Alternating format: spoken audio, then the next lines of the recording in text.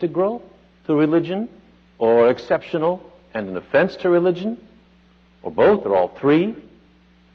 Violence and religion. Okay, so I'm going to try to abbreviate this. There are two things to remember. First of all, most religious conflicts are not about religion. What you find is religions will fight when there's land, when there's power, when there's resources, when there's water, when there's money. It's very rare for a religious group, not inconceivable, very rare for a religious group to say, hey, guess what? There's someone halfway across the world who believes differently, let's go get them. It's the people who live next door to us who are other than us, we should get them, and by the way, along the way, we're going to take their land, and we're going to take their riches, and we're going to take this. And that's because, and if you look in the Encyclopedia of War, which is probably not something that you peruse in your leisure hours, but if you do, you will see that it identified 1,763 wars since the beginning of time. 123 of them are identified as religious wars. When you take religion out of a society, you don't get a more peaceful society. We look at the 20th century. It was like a laboratory for that. Stalinism, Maoism, Nazism, Cambodia, North Korea versus South Korea, on and on and on and on. The fact is, the record of extracting religion is very poor. And the final point is this, which is, if you ask why religious people fight, the answer is clear. It's because they're people. I have a colleague, not a rabbi, but a psychologist in Los Angeles who studies bullying.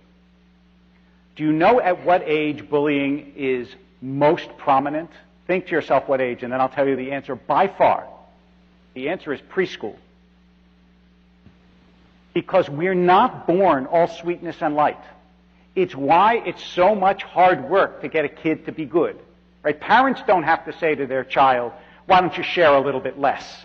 You know? Because you're too selfless. You're too kind.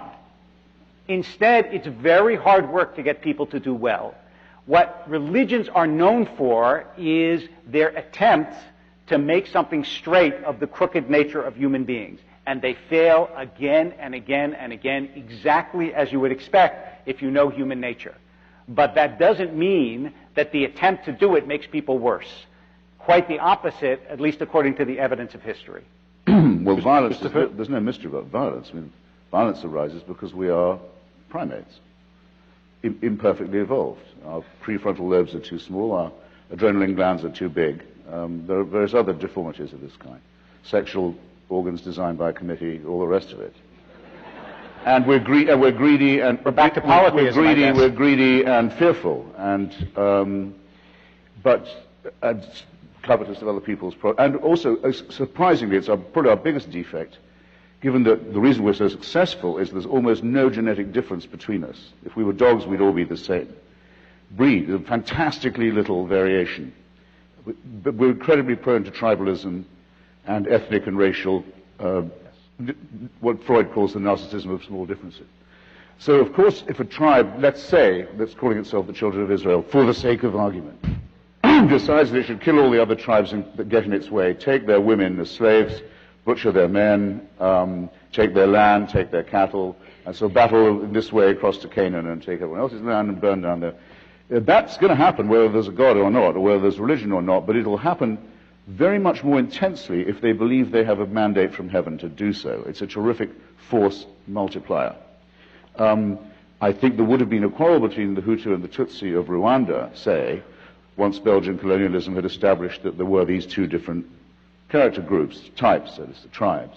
But it's a terrific force multiplier that the Catholic Church was as strong as it was in Rwanda, the most Christian country in Africa, made it infinitely worse. What makes the Israel-Palestine two-state solution ungettable? Because there's a chunk of people on both sides who say they have God in their corner and God gave only their group the land. And they can negate the votes of everybody else, including the whole of the international community, by the way, just because of their faith. Northern Ireland is the same. There would have been a Republican nationalist dispute. It's infinitely worse because of religion. So I think the corollary I'd like to hold would be that the less religion there was, the less violence there would be. But I can't in good Darwinian conscience say that. But I think the more that people refused orders that were divine, as, for example, to take the preposterous allegation that the rabbi makes that the wars of the 20th century were secular wars, the belt buckle worn by every soldier in the Nazi army that says Gott mit uns, God on our side.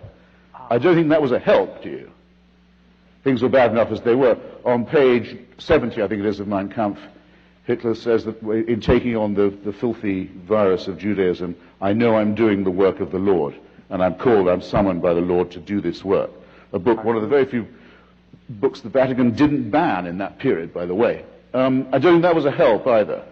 So I'd say, on the whole, we'd be better off without the belief either in a supreme dictator, because that leads to violence, or the idea that God takes sides in our pathetic mammalian disputes. I want to just, as a coda to this, when you say that we shouldn't take orders, I just want to remind you of a long history. For example, the abolition of slavery was almost entirely the work of people who believed they were taking orders from something higher than societal orders.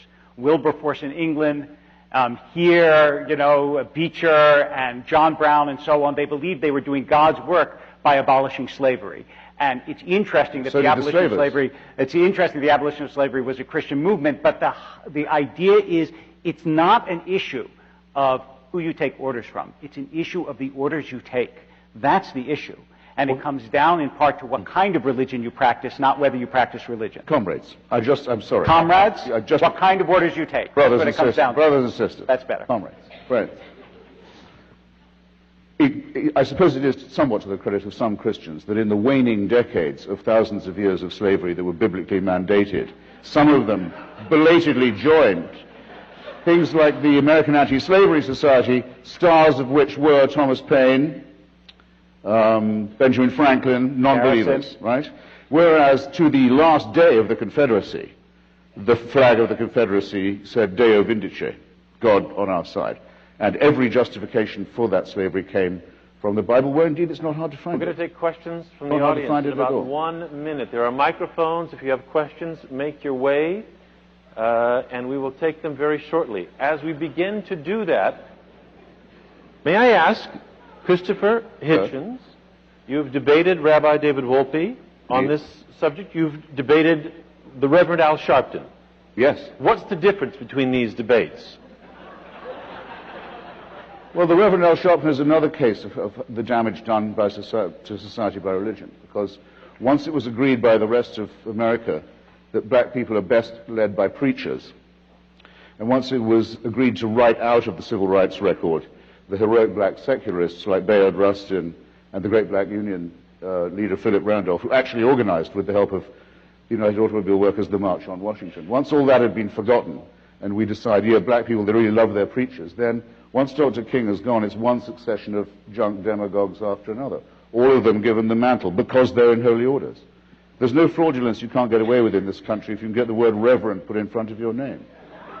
Questions from the Sharpton's audience? a very conspicuous example of that. We'll begin right here. Madam, your question. Sir. Sir, I can't see. I'm sorry. The light. Yeah. Hedges, Hitchens, Mr. Hedges. Adam, sir. Yeah, I'm going to come there and beat you up. Okay. Later. Okay.